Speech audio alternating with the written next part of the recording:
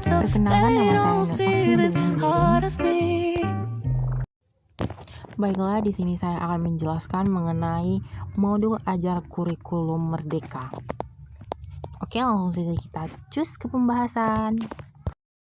Sebelum itu jangan lupa like dan subscribe ya. Di sini saya akan menjelaskan mengenai modul ajar kurikulum merdeka 2024 IPS SD kelas 4. Yang dimana tercantum ada informasi umum, yaitu ada satu identitas modul, yang kedua atau B kompetensi awal, yang ketiga C profil pelajaran Pancasila, yang keempat D yaitu saranan dan prasaranan, yang kelima ada target peserta didik, dan yang terakhir ada model pembelajaran. Baiklah, di sini kita akan mulai membahas. Itu yang pertama ada identitas modulnya yang tersusun dari penyusunan instansi, tahun penyusunan, jenjang sekolah, mata pelajaran, kelas, bab, topik, dan alokasi. Itu bisa dilihat penyusunan bisa diberikan itu oleh nama kita sendiri, terus instansi yaitu nama SD-nya seperti SD Negeri 001 Sihepeng, tahun penyusunan tahun 2024, jenjang sekolah SD, mata pelajaran ilmu pengetahuan alam dan sosial atau IPAS. Kelas 3, topik magnet sebuah benda yang ajaib. Alokasi waktunya 27 JP. Yang kedua, adanya kompetensi awal yaitu mengidentifikasi ragam gaya yang terlibat dalam aktivitas sehari-hari. Terus yang kedua ada memanfaatkan gaya tersebut untuk membantu manusia mengatasi tantangan dalam kehidupan sehari-hari. Itu kita bisa lihat kompetensi awalnya itu mengenai materi yang akan kita bahas. Yang ketiga ada profil pelajar Pancasila. Yang pertama ada beriman, bertakwa kepada Tuhan Yang Maha Esa dan berakhlak mulia. Yang kedua berkebinekaan global. Yang ketiga bergotong royong. Yang keempat mandiri. Yang kelima bernalar kritis. Dan yang terakhir keenam kreatif. Itu profil pelajar Pancasila, yaitu yang akan kita terapkan kepada murid-murid kita. Dan juga ada sarana dan prasarana, yaitu sumber belajar dan pengenalan tema, buku guru, bagian ide pengajaran, persiapan lokasi, itu bisa di lingkungan sekitar sekolah. Terus topiknya yang sudah saya bilang tadi, magnet, sebuah benda yang ajaib. Itu perlengkapan yang dibutuhkan peserta didik agar lebih memahami materi, seperti lembar kerja, perlengkapan peserta didik, ada alat tulis, alat mewarnai, magnet, benda yang terbuat dari besi, benda yang tidak terbuat dari besi. Persiapan alokasinya itu area kelas yang dikondisikan untuk percobaan kelompok. Topik proyek belajar ada material sesuai produk yang dibuat oleh peserta didik yang dari perlengkapan peserta didik tadi, dan ada persiapan alokasi area kelas untuk demonstrasi. Ada juga target peserta didik yang dimana peserta didik reguler atau tipikal umum tidak ada kesulitan dalam mencerna dan memahami materi ajar. Ada juga peserta didik dengan pencapaian tinggi, yaitu dimana mencerna dan memahami dengan cepat, mampu mencapai keterampilan berpikir aras tinggi atau HOTS, dan memiliki keterampilan memimpin. Yang dimana dimaksud keduanya itu adalah ada peserta didik yang mudah memahami dengan cepat, dan ada juga yang perlu dengan bimbingan atau dengan adanya modul ajar. Terus ada yang terakhir yaitu adalah model pembelajaran, yaitu berbasis pembelajaran tatap muka atau pembelajaran langsung, yang dimana guru dan siswa itu belajar di satu ruangan kelas dengan tatap muka dan menggunakan bahan ajar agar peserta didik lebih memahami topik pembahasan tersebut atau lebih memahami apa yang akan dipelajari. Selanjutnya kita lanjutkan, yaitu adalah komponen inti, yang dimana ada tujuan kegiatan pembelajarannya, yaitu tujuan pembelajaran pertama bab 3 mengidentifikasi ragam gaya yang terlibat dalam aktivitas sehari-hari, memanfaatkan gaya tersebut untuk membantu manusia mengatasi tantangan dalam kehidupan sehari-hari. Yang kedua, tujuan pembelajaran pengenalan tema. Peserta didik melakukan aktivitas yang berkaitan dengan tema pembelajaran sebagai perkenalan. Yang kedua, peserta didik mengetahui apa yang ingin dan akan dipelajari di bab ini. Yang ketiga, peserta didik membuat rencana belajar.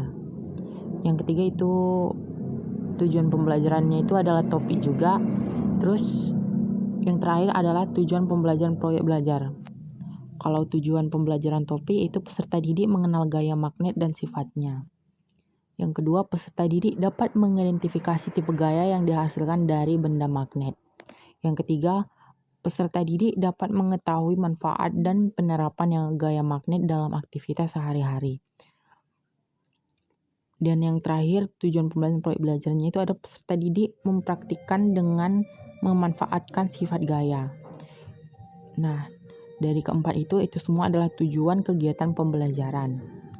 Sudah jelas yang dimana ada tujuan pengenalan temanya, ada pembelajaran topiknya, dan ada juga proyek belajarnya yang dimana peserta didik mempraktikkan dengan memanfaatkan sifat gaya, yaitu dengan peserta didik membuat modul ajar.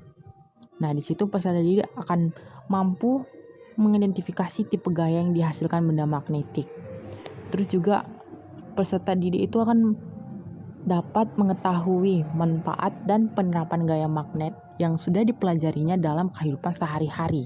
Selanjutnya ada pemahaman bermakna, yang dimana pengenalan tema, yaitu meningkatkan kemampuan siswa dalam mengidentifikasi ragam gaya yang terlibat dalam aktivitas sehari-hari dan memanfaatkan gaya tersebut untuk membantu manusia mengatasi tantangan dalam kehidupan sehari-hari. Yang kedua, ada pengaruh gaya terhadap benda. Itu adalah topiknya. Itu yang dimaksud meningkatkan kemampuan siswa dalam memahami konsep dasar gaya dan pengaruhnya terhadap benda, dan memahami konsep gaya gesek dan manfaatnya dalam kehidupan sehari-hari. Nah, yang kedua, topiknya juga ada magnet, sebuah benda yang ajaib, yaitu meningkatkan kemampuan siswa dalam mengenal gaya magnet dan sifatnya, mengidentifikasi tipe gaya yang dihasilkan dari benda magnetis, dan mengetahui manfaat dan penerapan gaya magnet dalam aktivitas sehari-hari. Yang kedua ini adalah siswa mengidentifikasi melalui modul ajar yang sudah dikerjakannya. Nah, yang ketiga topik ini benda yang elastis, yaitu meningkatkan kemampuan siswa dalam mengidentifikasi gaya pegas di sekitar dan mengetahui manfaat dan penerapan gaya pegas dalam aktivitas sehari-hari.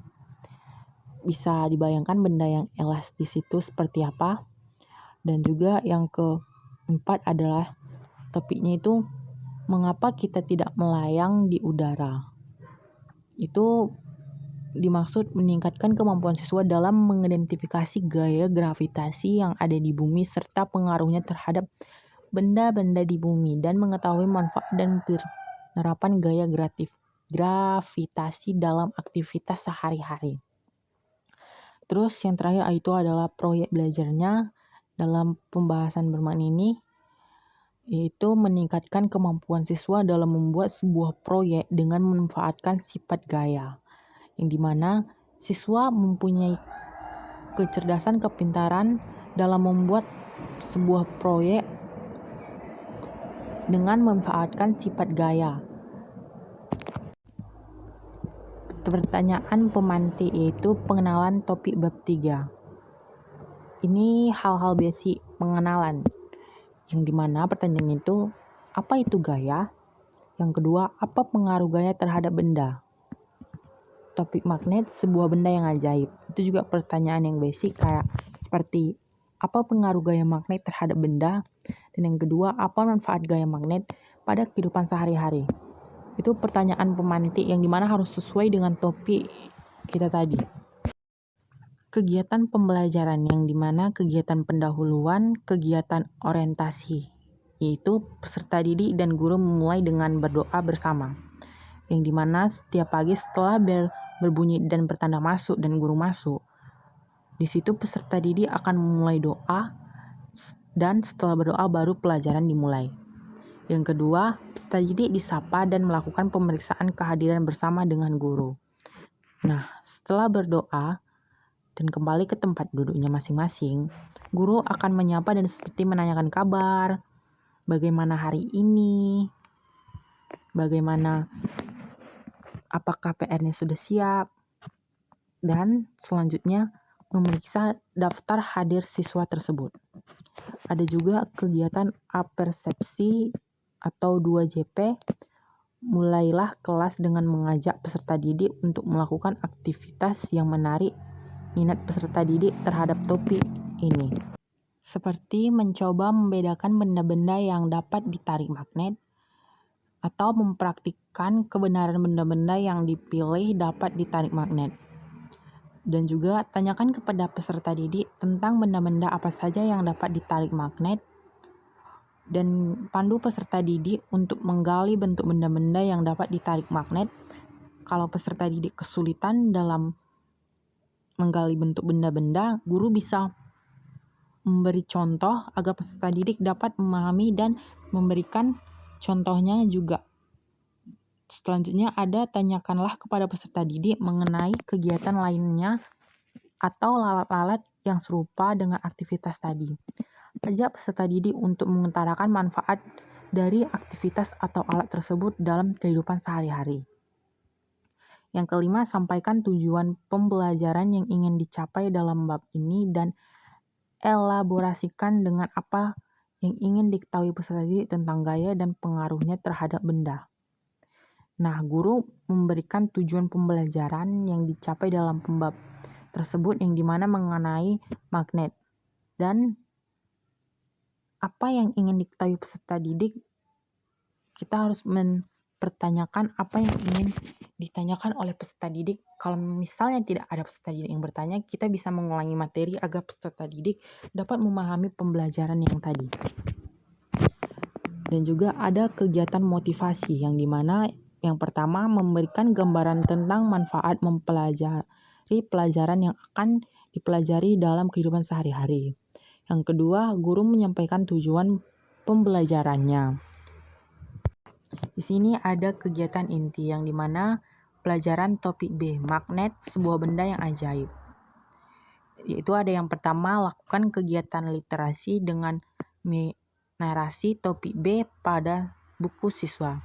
Di sini guru memberikan siswa waktu untuk belajar atau membaca di buku mengenai topik, yaitu adalah magnet sebuah benda yang ajaib, agar nanti siswa lebih memahami apa yang dijelaskan guru. Yang kedua, ajukan pertanyaan kepada peserta didik. Menurut kalian, jarum terbuat dari apa ya? Apakah kalian tahu atau pernah melihat benda yang dapat menarik benda besi? Atau pertanyaan-pertanyaan lain untuk menggali pengetahuan awal mereka tentang magnet. Nah, yang ketiga, arahkan peserta didik untuk kegiatan percobaan 1 sesuai instruksi pada buku siswa.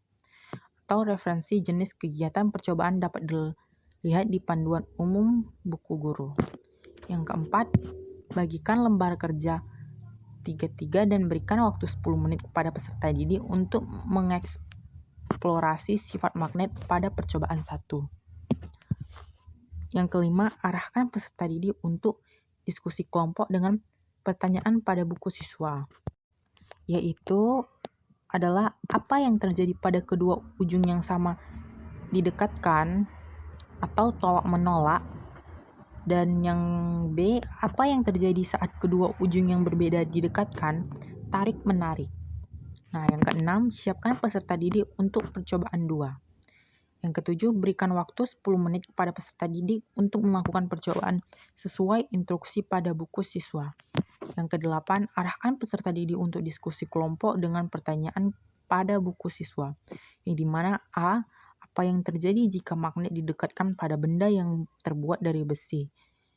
B, apa yang terjadi jika magnet didekatkan pada benda yang bukan terbuat dari besi? Dan C, apa bedaan saat mendekati benda pada ujung magnet dan pada bagian lainnya.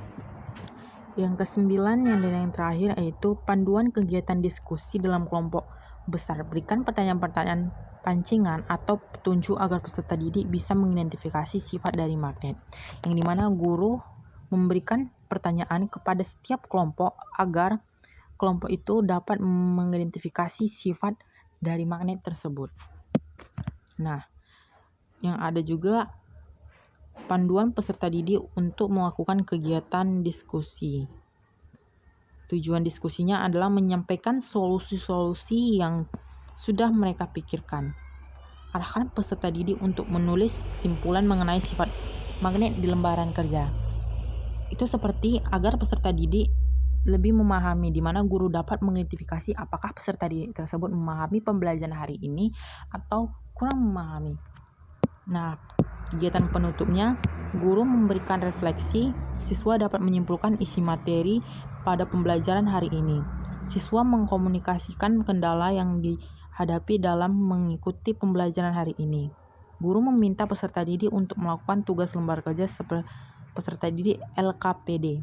Guru bersama siswa menutup kegiatan dengan doa dan salam, lalu pulang.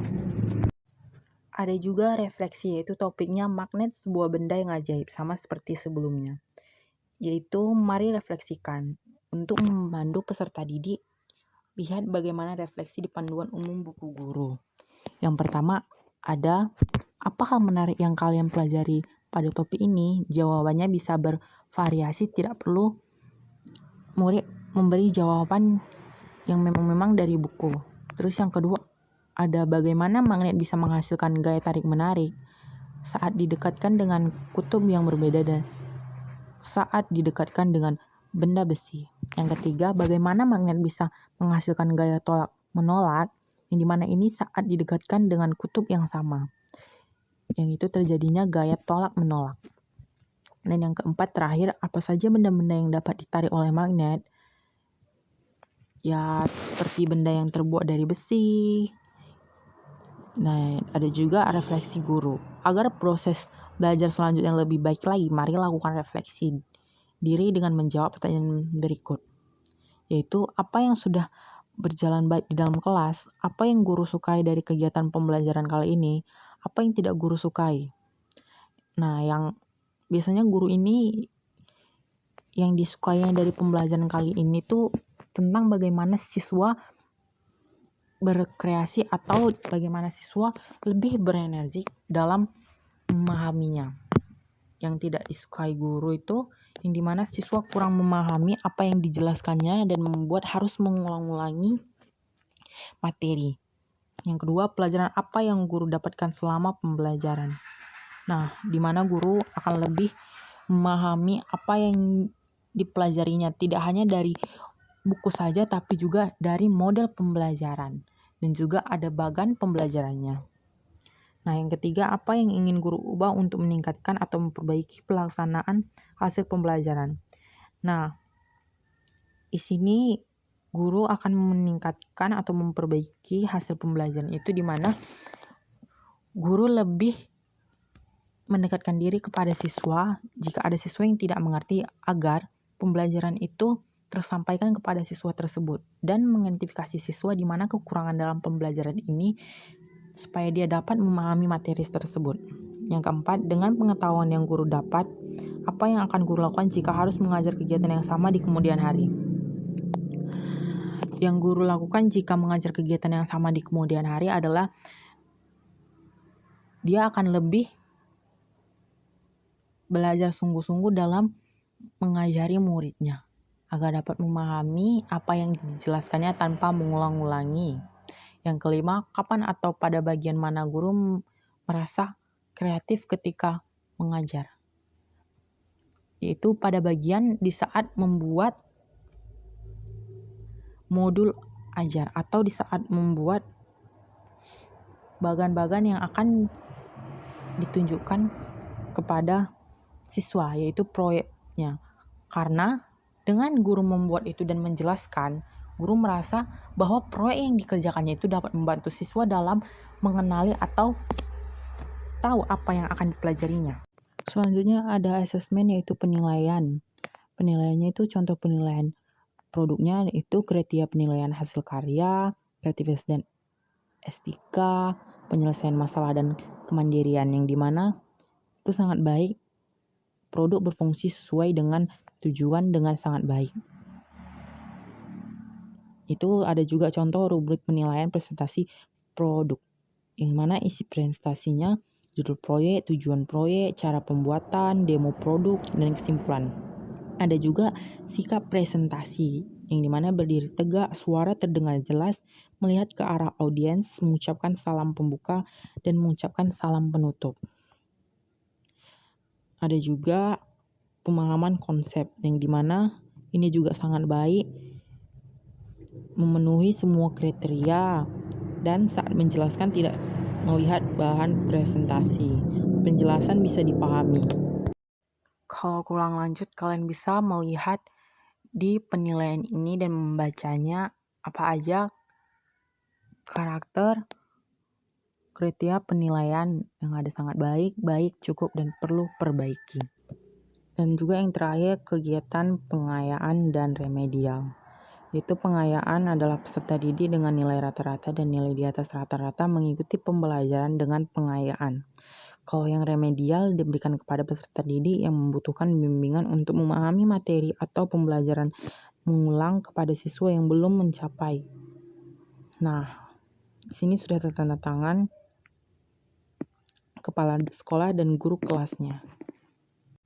Sekian penjelasan mengenai saya. Jika ada kata yang kurang pantas atau tidak mengenai di hati Anda, mohon maaf. Sekian dan terima kasih. Bye-bye.